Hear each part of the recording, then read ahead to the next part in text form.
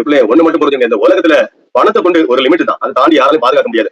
ஆண்டவர் இந்த சின்னமாக இயேசு கிறிஸ்து சொல்றாரு, நான் உன்னை காக்கும்படி நான் உன்னுடனே இருக்கிறேன், இது கூட தான் நான் எப்பவுமே இருப்பேன் சொல்லுறவங்க கூட ஓடி போயிடலாம். அது மனுஷனா இருக்கலாம், மனுஷியா இருக்கலாம், யார் வேணா எப்ப ஓடி போகலாம். ஆனா கடவுள் நம்மளை விட்டு எங்கேயுமே போக மாட்டாரு. நரிக்கு ஒரு குட்டி பிறந்திருக்கு, சிங்கத்துக்கு ஒரு குட்டி பிறந்திருக்கு. நரிக்க குட்டிய வேற மிருகங்கள் எப்படி கொண்டு ஈஸியா சாப்பிடலாம். ஒரு கழுதியா இருந்தாலும் மாடா இருந்தாலும் சில மிருகங்கள் புலி பயங்கரமான மிருகங்களா இருக்குது, அதனால காக்கப்பட முடியாது, ஏன்னா இதெல்லாம் கொண்டு போயிடும். ஆனா சிங்கத்துக்கு குட்டி எது கொண்டு போக முடியும்? அவர் யூதராஜ சிங்கம். பைபிள் சொல்றது தேவன் யூதராஜ சிங்கம். அவருக்கு பிள்ளையை அவரை விசுவாசிச்சு பெய்தா அவருக்கு கூட நம்பி இருக்க நம்மளை எந்த அதிகாரங்களும் எப்படி எந்த பிசாசின் அதிகாரங்களும் நம்மளை கொண்டே போக முடியாது. அல்லையா? நமக்குன்னு ஒரு நேரம் வரும். ஆண்டவர் நம்மள இந்த பூமியில இருந்து எடுத்துக்கொள்ளப்படுவதற்கு, நம்ம கீழே இருந்து மேலே எழும்புவதற்கு, மேல இருந்து கீழே இறங்குறதுக்கு, அதான் எளியவனை குப்பையிலிருந்து உயர்த்துகிறார் தேவன். பிள்ளை இந்த உலகத்துல யாரு எப்ப மேல போறாங்க கீழே வராங்கன்னு தெரியல. அரசர்கள் மாளிகையில இருந்து எங்க இருக்கிறாங்க?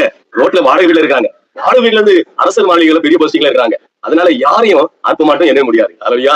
பிள்ளை நம்ம சிங்க குட்டிகளா இருக்கிறோம்.